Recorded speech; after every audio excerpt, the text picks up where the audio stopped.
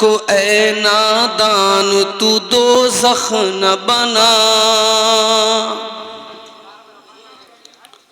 अपनी जन्नत को ऐ नादान तू दोज़ख न बना, अपने माँ बाप का तू दिल न दुखा, दिल न दुखा।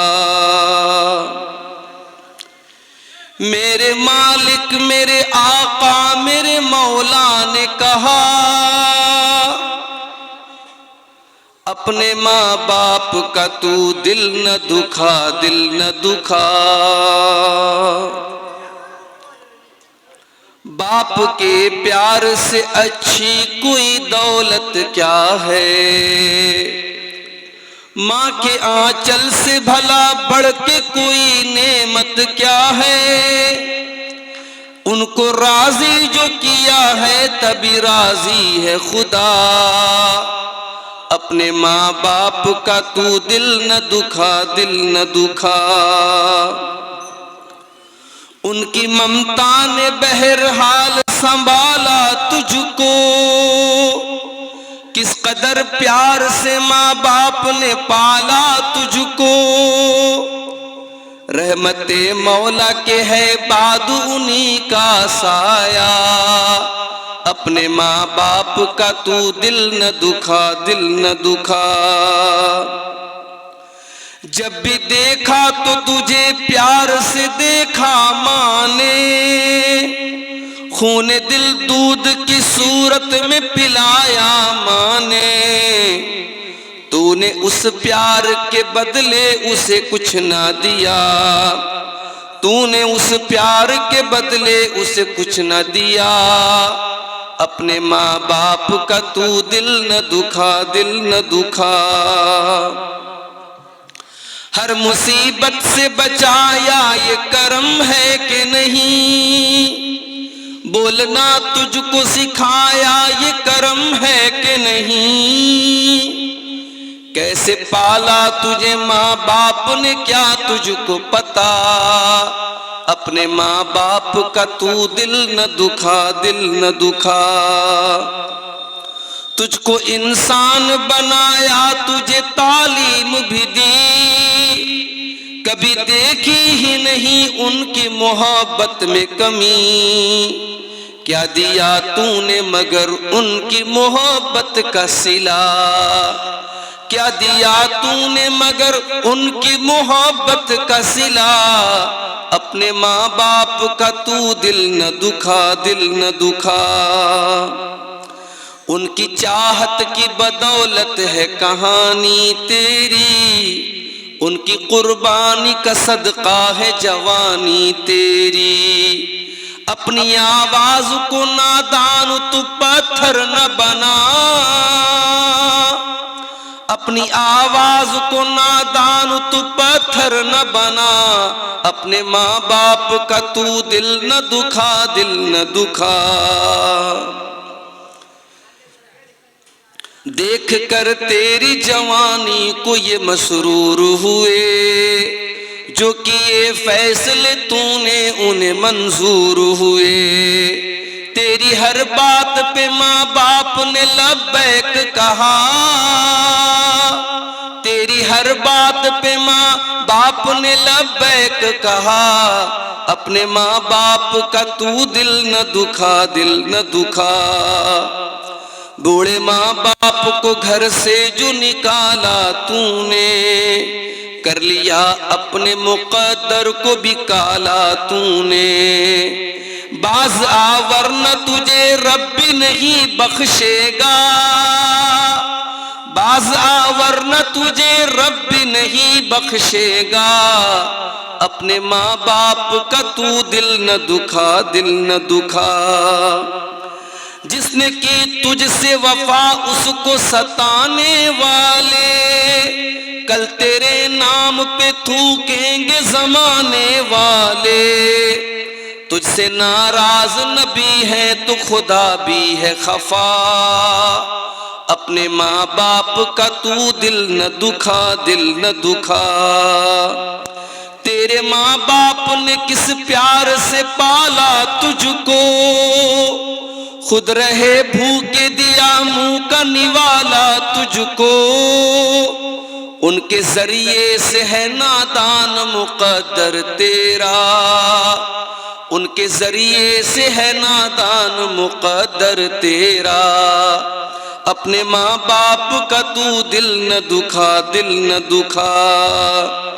तेरे बेटे भी कहाँ रोटियां देंगे तुझको, ये भी तेरी ही तरह गालियां देंगे तुझको। तू भी है साहिब औलाद ये क्यों भूल गया, तू भी है साहिब औलाद ये क्यों भूल गया। अपने माँ बाप का तू दिल न दुखा, दिल न दुखा। इनसे अच्छी नहीं देखी कोई सूरत कैसर, है सरापा ये मोहब्बत ही मोहब्बत कैसर। काम आती है बुरे वक्त में इनकी ही दुआ, काम आती है बुरे वक्त में इन्हीं की दुआ। अपने माँ बाप का तू दिल न दुखा, दिल न दुखा। अपने माँ बाप का तू दिल न दुखा, दिल न दुखा। मोहतरम उलमाए किराम, बुजुर्गों और दोस्तों, नौजवान साथियों, माँ और बहनों, प्यारे बच्चों, मदरसा मिफ्ताहुल उलूम खैरूगंज अररिया में आज का ये प्रोग्राम बड़े ही वक़ार के साथ चल रहा है। मौसम में ठंडक है, फिर भी आप हजरात ठंडक को बर्दाश्त करते हुए स्टेज के सामने मर्द हजरात भी और हमारी माएँ और बहनें भी पिंडाल के नीचे बैठी हैं। मैं इस जज्बे की हौसला अफजाई करता हूँ और मैं अल्लाह ताला से दुआ करता हूँ जिस तरीके से अल्लाह ताला ने हमें और आपको यहाँ कहने की और सुनने की तौफीक दी है, अल्लाह ताला इन बातों पर हम सबको अमल की भी तौफीक अता फरमाए, आमीन। आज 24 दिसंबर की तारीख थी। अंग्रेजी कैलेंडर 12 बजे के बाद चेंज हो जाता है, उस हिसाब से 25 दिसंबर की तारीख शुरू हो चुकी। 25 दिसंबर का दिन क्रिसमस के त्योहार के नाम से मनाया जाता है। हमारे यहाँ तकरीबन तमाम सरकारी स्कूल, मदरसे, सरकारी ऑफिसेस 25 दिसंबर को बंद रहते हैं, छुट्टी होती है। क्रिसमस के इस त्योहार पर हमारे बहुत सारे मुसलमान भाई भी अपने आप को सेकुलर साबित करने के लिए, अपने आप को मानवतावादी साबित करने के लिए और भाईचारा और इंसानियत को दिखाने के लिए और ये बताने के लिए कि हम कट्टर नहीं हैं, हम सख्त नहीं हैं, सोशल मीडिया पर, चाहे वो ट्विटर हो, चाहे वो फेसबुक हो, चाहे वो व्हाट्सएप के स्टेटस हो, चाहे इंस्टाग्राम की स्टोरी हो, मुख्तलिफ सोशल मीडिया के प्लेटफॉर्म्स पर वो क्रिसमस की मुबारकबाद भी देते हैं। मेरे अजीजों, हम और आप इंसान हैं, लेकिन इंसानों में अल्लाह ताला ने, करोड़ों इंसानों में हमें और आपको अल्लाह ताला ने बहुत बड़ा करम यह किया कि हमें और आपको मुसलमान बनाया है। हम मुसलमान हैं और हमारा इस्लाम हमको ये बताता है कि अल्लाह एक है, न तो वो किसी का बेटा है, न उसका कोई बेटा है। कुरान करीम की सबसे छोटी सूरतों में से एक सूरत है सूरह इखलास, जो हमारे बच्चे बच्चे को याद है, और जिस सूरत के बारे में अल्लाह के नबी ने फरमाया कि ये सूरत करीमा 1/3 कुरान के बराबर है, 1/3 कुरान के बराबर है। बाज़ उलमा कहते हैं कि 1/3 कुरान का मतलब ये है कि अगर कुरान को हम सब्जेक्ट के एतबार से, टॉपिक के एतबार से अगर कुरान को बांटेंगे तो कुरान का 1/3 तौहीद है और सूरह इखलास के अंदर सिर्फ और सिर्फ तौहीद बयान की गई। कुल हुवल्लाहु अहद अल्लाहुस समद लम यलिद वलम यूलद वलम यकुल लहू कुफुवन अहद। चंद आयतों में अल्लाह ताला ने पूरी तौहीद का खुलासा बयान कर दिया। कुल हुवल्लाहु अहद, नबी आप ऐलान कर दीजिए, बता दीजिए, कह दीजिए कि अल्लाह एक है, अल्लाह एक है, अल्लाह अकेला है। सारी कायनात को, सारी दुनिया को अकेला वो चला रहा है। कोई उसका साजी नहीं है, कोई उसका शरीक नहीं है, कोई उसका पार्टनर नहीं है। कुल हुवल्लाहु अहद, अल्लाह एक है। अल्लाहुस समद, और वो अल्लाह बेनियाज है, समद है, सबको उसकी जरूरत है, उसको किसी की जरूरत नहीं है। सब उसके मोहताज है, वो किसी का मोहताज नहीं है। दुनिया में जितने झूठे माबूद हैं, जितने माबूदाने बातिला हैं, या जिनको इंसानों ने माबूद बनाया है, आप देखें वो खाना भी खाते हैं, वो पानी भी पीते हैं, वो पेशाब और पाखाना की भी उनको जरूरत पेश आती है। लेकिन अल्लाह तबारक व तआला इन तमाम चीजों से पाक है। उसे ना खाने की जरूरत है, ना पानी की जरूरत है। सारी दुनिया को चलाने के बावजूद उसको ना आराम की कोई जरूरत है, न नींद आती है, न सोता है वो। आयतल कुर्सी में हम यही बात कहते हैं, अल्लाहु ला इलाहा इल्ला हुवल हय्युल क़य्यूम। अल्लाह के सिवा कोई माबूद नहीं है, वो जिंदा है, हमेशा से है और हमेशा रहेगा। अल क़य्यूम, सारी कायनात को कायम रखने वाला, सारी कायनात को चलाने वाला है, समस्त ब्रह्मांड को चलाने वाला है। ला ताखुज़ुहु सिनतुन वला नौम, न तो उसको नींद आती है, न ऊँघ आती है। हमारे ड्राइवर साहब आए हैं पटना से, बड़े आराम से वो 400 साढ़े 400 किलोमीटर गाड़ी चला के आते हैं। और फिर ऐसा भी हुआ है कि हम पटना से अररिया आए, किशनगंज आए और रात ही में फिर निकलना भी है। लेकिन अल्लाह ताला ने, ड्राइवर है, उसको इतनी ताकत दी है, इतना स्टेमिना दिया है, वो बेचारा गाड़ी चला के आता है, फिर वापस भी जाता है। हालांकि लोग बताते हैं कि ड्राइवर के बगल में जो इंसान बैठता है, ड्राइवर की सीट के पास वाली सीट पर जो बैठता है, उसको कभी सोना नहीं चाहिए। मगर हमारे उस ड्राइवर ने कहा कि नहीं शेख आप सोइए, हमें कोई टेंशन नहीं, हम गाड़ी, कोई गाना भी नहीं सुनते हैं, कोई म्यूजिक भी नहीं, खामोशी से अपनी गाड़ी चला रहे हैं। अब मैं अगर रात भर का जगह हूं और तकरीर के बाद तो वैसे भी बॉडी थक जाती है, तो मैं उनके बगल में कभी बैठा बैठा मैं सो जाता हूं, मुझे नींद आने लगती है, या नींद नहीं आती तो कम से कम ऊँघ आने लगती है। इंसान को ऊँघ आने लगती है, यानी वो नींद का एक खुमार चढ़ने लगता है। इंसान की पहचान यही है मेरे प्यारे साथियों, इंसान जब थक जाता है तो सोने लगता है, उसे आराम की जरूरत है, उसे नींद की जरूरत है। या अगर नींद नहीं भी ले रहा है, बहुत मजबूत है, लेकिन अगर कई रातों का जगा होगा तो ऑटोमेटिक उसकी आंखों में नींद आने लगेगी, ऊँघ आने लगेगी, बदन भारी होने लगेगा।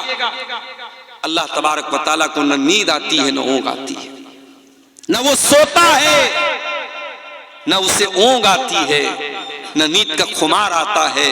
अल्लाह ताला नींद और आराम से भी पाक है मेरे प्यारे साथी। कुल हुवल्लाहु अहद, अल्लाह एक है।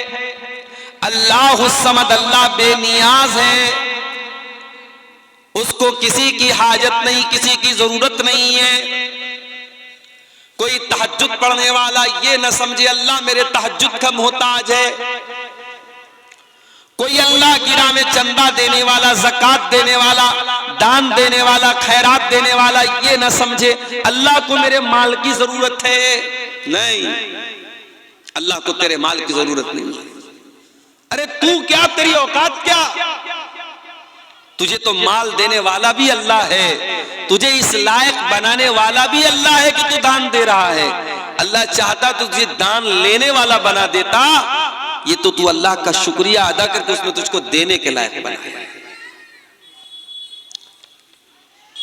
ये बात भी याद रखिए, सारी दुनिया के लोग मिल करके अगर अल्लाह ताला की इबादत करें, नमाजी बन जाएं, तहज्जुद गुजार बन जाएं, अल्लाह की शान में कोई इजाफा होने वाला, उसकी इज्जत में कोई बढ़ोतरी होने वाली नहीं है। वो पहले भी इज्जत वाला था, हम नमाज पढ़े तब भी इज्जत वाला है, हम नमाज न पढ़े तब भी वो इज्जत वाला है। ये तो हमारी बदनसीबी है।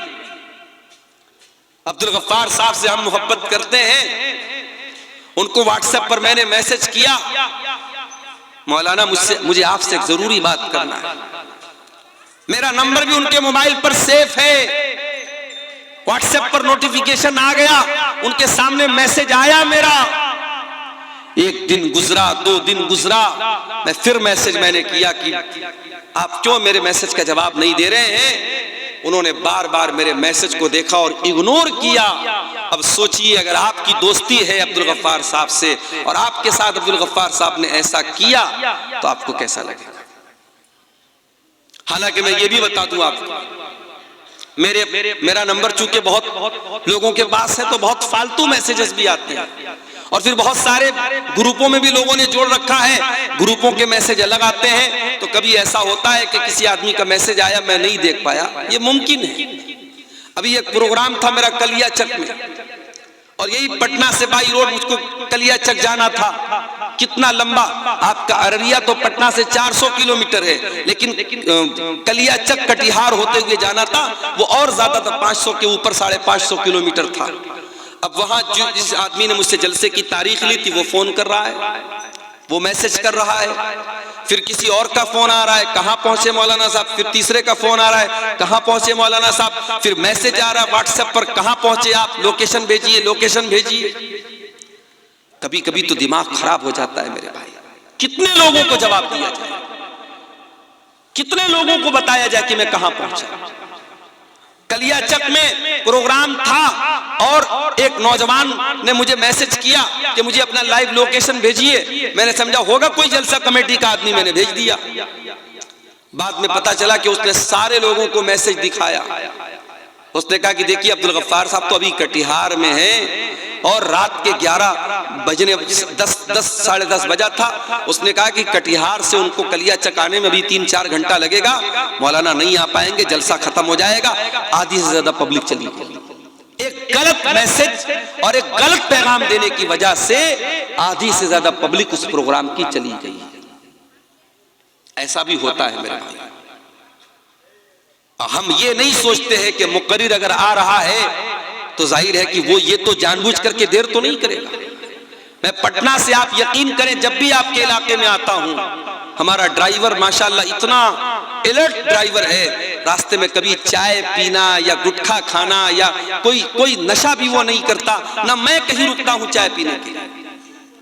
कभी ऐसा भी हुआ है कि मैं पटना से भूखा प्यासा चला हूं और जलसे में पहुंचा हूं तो वहां फौरन ये कहा गया कि नहीं मौलाना आप स्टेज पर आइए, मुझे खाना तक नसीब नहीं हुआ है, भूखा प्यासा डायरेक्ट आने के बाद मुझे बैठना पड़ा है कुर्सी के ऊपर।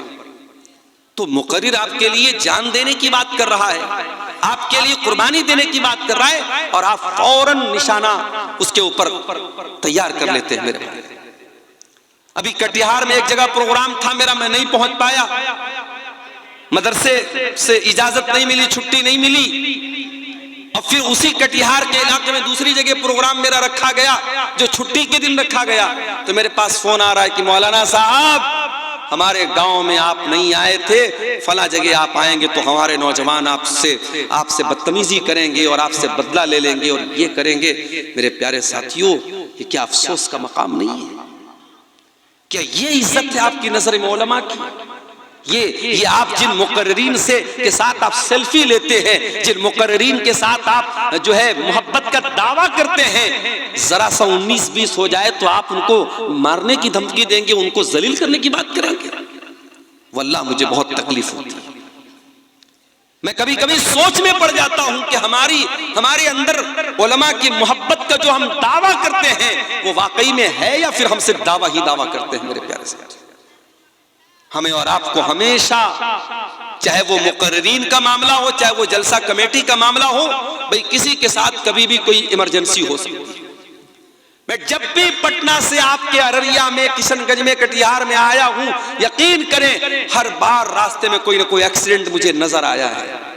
कोई ट्रक जाकर के किसी कार को मार रही है, किसी ट्रक ने किसी बाइक को मार दिया है। आज भी हम लोग आए तो रास्ते में दो जगह एक्सीडेंट मिला था। अल्लाह ना करे, अल्लाह मेरी हिफाजत करे, सारे उलमा की हिफाजत करे, ये एक्सीडेंट हमारे साथ भी हो सकता है। मेरे भाई, जब आप प्रेशर बनाएंगे, ड्राइवर पूरी स्पीड में गाड़ी चलाएगा, रात का टाइम है, कोहरे का टाइम है, कुछ हादसा भी हो सकता है।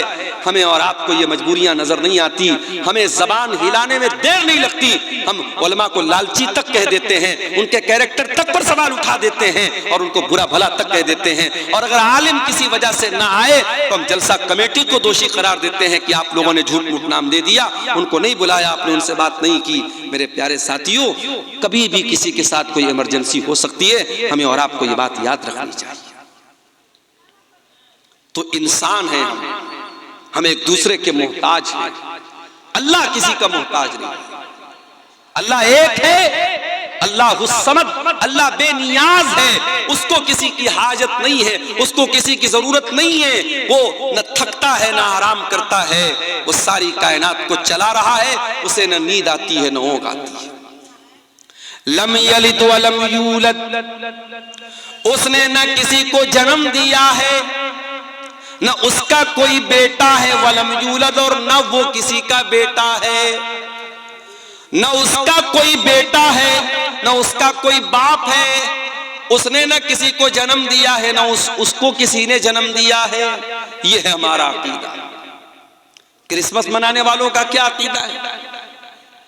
एक एक्टर है, कॉमेडियन है, हंसी मजाक करने वाला, जो टीवी पर आता है, फिल्मों में आता है, उसका नाम है सुनील ग्रोवर। अभी उसका एक वीडियो मैंने देखा, वो क्रिश्चियन है। उसने कहा, साहब जीसस, लोग पूछते हैं जीसस कौन है, ईसा कौन है? कहता है आओ मैं बताता हूं, जीसस गॉड है, गॉड के बेटे हैं, गॉड है। ये सुनील ग्रोवर का अकीदा नहीं है, ये सारे ईसाइयों का अकीदा है। वो ईसा अलैहिस्सलाम को अल्लाह के बराबर मानते हैं, अल्लाह का बेटा मानते हैं, और वो ये अकीदा रखते हैं कि 25 दिसंबर को ईसा अलैहिस्सलाम पैदा हुए हैं, अल्लाह का बेटा पैदा हुआ है, नऊजुबिल्लाह। ये उनका अकीदा है। और हम बड़े मानवतावादी और बड़े सेकुलर, हम जाकर के कहते भाई तू अल्लाह के बेटे की पैदाइश की खुशी मना रहा है, मैरी क्रिसमस, मैरी क्रिसमस, मुबारक हो तेरा ये त्योहार, हम उसे मुबारकबाद दे रहे हैं। याद रखो मेरे प्यारे साथियों, क्रिसमस की मुबारकबाद देना गोया अल्लाह ताला को गाली देना है, गोया ये इकरार करना है कि हाँ तू अल्लाह के बेटे की पैदाइश की खुशी मना रहा है, मैं तुझको मुबारकबाद दे रहा हूं। और ये इतना बड़ा गुनाह है, इतना बड़ा गुनाह है कि कुरान के अंदर अल्लाह ताला सूरह मरियम के अंदर कहता है, वक़ालू इत्तख़ज़र रहमान वलदा लक़द जीतुम शैअन इद्दा तकादु समावातु यतफ़त्तरन मिन्हु व तनशक़्क़ुल अर्दु व तख़िर्रुल जिबालु हद्दा अन दअू लिर्रहमानि वलदा। ये लोग कहते हैं कि रहमान ने बेटा बना दिया, ये कहते हैं अल्लाह का बेटा है। तुमने बहुत गंदी बात अपने मुंह से निकाली।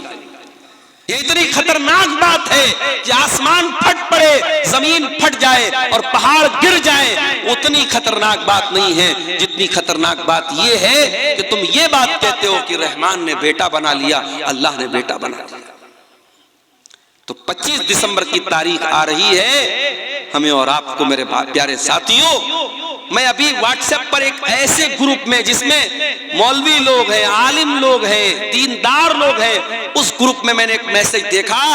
एक साहब कह रहे थे माशाअल्लाह मेरी बेटी ने स्कूल में बड़ी अच्छी पेंटिंग बनाई है, और उन साहब की बेटी ने जो पेंटिंग बनाई थी, पेंटिंग में सेंटा क्लॉज की फोटो बनी थी, जो क्रिसमस के मौके पर आके बच्चों को मिठाई बांटते हैं, टॉफी बांटते हैं, उनकी फोटो बनी थी और नीचे लिखा हुआ था मैरी क्रिसमस। ये मुसलमान की लड़की जो स्कूल में पढ़ रही है उसने ये पेंटिंग बनाई है और उसका नमाजी बाप और उसका दीनदार बाप उस पेंटिंग को व्हाट्सएप पर डाल रहा है और दुनिया को बता रहा है कि मेरी बेटी ने बहुत अच्छी पेंटिंग बनाई।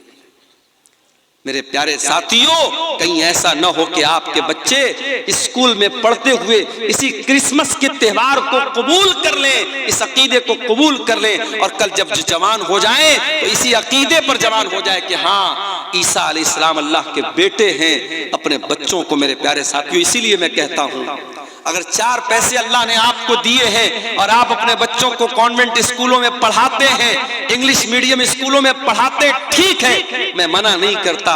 जरूरी नहीं है कि हर आदमी अपने बच्चे को आलिम बनाए, जरूरी नहीं है कि हर बच्चा मदरसे में पढ़े, स्कूल में भी आप पढ़ा सकते हैं। मगर हाँ, अगर आपके बच्चे को स्कूल में दीन की तालीम नहीं मिल रही है तो मस्जिदों के अंदर या स्कूल के टाइम के अलावा टाइम के अंदर कोई ऐसा सिस्टम होना चाहिए कि आपका बच्चा दीन की बेसिक तालीम हासिल करे, इस्लाम की बुनियादी तालीम हासिल करे, ताकि आपका बेटा कल जब जवान हो जाए तो अपने दीन की बुनियादों को वो न भूले, अपने दीन की बुनियाद पर कायम रहे। मेरे प्यारे साथी, गौर करो, आज मुसलमान क्रिसमस मना रहा है और इसी क्रिसमस के त्योहार के 5-6 दिन के बाद जब दिसंबर की आखिरी तारीख आएगी, जिसको नए साल की रात कहा जाता है,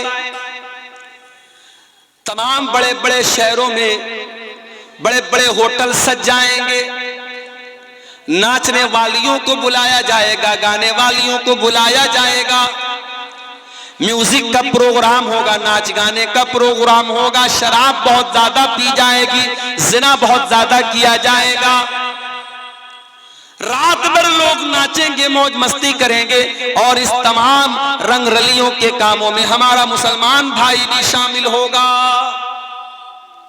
और सिर्फ मुंबई की बात नहीं कर रहा हूं, सिर्फ दिल्ली की बात नहीं कर रहा हूं, सिर्फ कलकत्ता की बात नहीं कर रहा हूं, अब आपके कटिहार में, आपके किशनगंज में, आपके पूर्णिया में, आपके अररिया में, आपके फॉरबिसगंज में, आपके सिलीगुड़ी में, आपके न्यू जलपाईगुड़ी में, आपके दार्जिलिंग में, ये तमाम आपके करीब के जो बड़े बड़े शहर और इलाके हैं, वहां भी नए साल का पूरा जश्न मनाया जाता है। बड़े महंगे महंगे होटल बुक होते हैं और आपके मुसलमान नौजवान भी इन बुराइयों में शामिल होते हैं। मेरे प्यारे साथी, अल्लामा इकबाल ने सही कहा था, वज़ा में तुम हो नसारा तो तमद्दुन में हुनूद, ये मुसलमान है जिन्हें देख के शर्माए यहूद। ये कैसे मुसलमान हैं जिनको देख के यहूदी भी शर्माते हैं?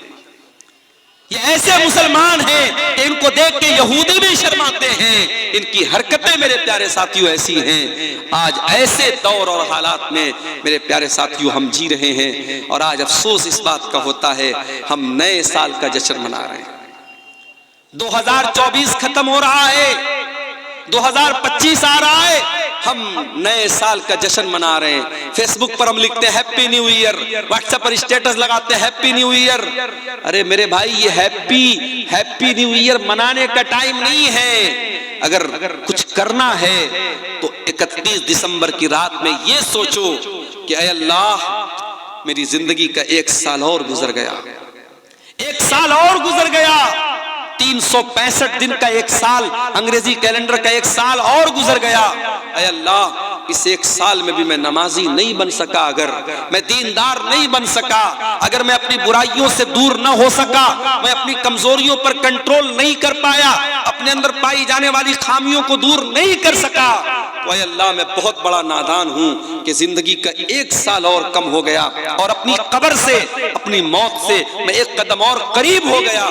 और उसके बाद भी मैं अगर अपने आप को नहीं सुधार पा रहा हूं तो ये रोने का मकाम है, ये अफसोस करने का मकाम है, ये कोई जश्न मनाने का मकाम नहीं है, ये कोई खुशी मनाने का मकाम नहीं है। मेरे प्यारे साथी, अल्लाह ताला हमारे नौजवानों को सही समझ अता फरमाए और क्रिसमस के त्योहार पर उनको हर किस्म के शिरकिया कामों से दूर रहने की तौफीक दे और फिर नए साल के जश्न के नाम पर होने वाली बेहयाई से और बुराई से अल्लाह तबारक व तआला हमारे नौजवानों की हिफाजत फरमाए।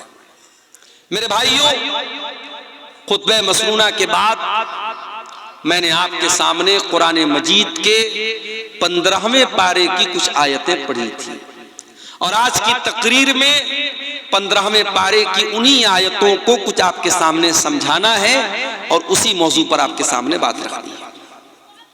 कुरान करीम के 15वें पारे में सूरह बनी इसराइल की आयत नंबर 22 से लेकर के 39 तक, आयत नंबर 22 से लेकर के 39 तक अल्लाह ताला ने 18 आयतों में 15 बातें बयान की हैं। और आप जानते हैं मेरी आदत नहीं है किस्से कहानी सुनाने की, आप जानते हैं मेरी आदत नहीं है फजूल बातें करने की। मैं चाहता हूं कि ये 15 बातें जो अल्लाह ताला की नसीहत है, उन 15 बातों को हम समझ लें। इंशाअल्लाह अगर इन 15 बातों को हमने समझ लिया तो फिर दुनिया और आखिरत की कामयाबी हमें हासिल हो जाएगी और हम बहुत सारी बुराइयों से बच जाएंगे। अगर हम सिर्फ इन 15 बातों पर अमल कर लें, अल्लाह ताला इन 15 बातों पर हम सबको अमल करने की तौफीक अता फरमाए। कुरान का 15वां पारा सूरह बनी इसराइल आयत नंबर 22 से लेकर के 39 तक एक एक आयत में पढ़ता चला जाऊंगा और उसका मतलब बयान करके आगे बढ़ता चला जाऊंगा। कुरान की पहली नसीहत, ला तजाल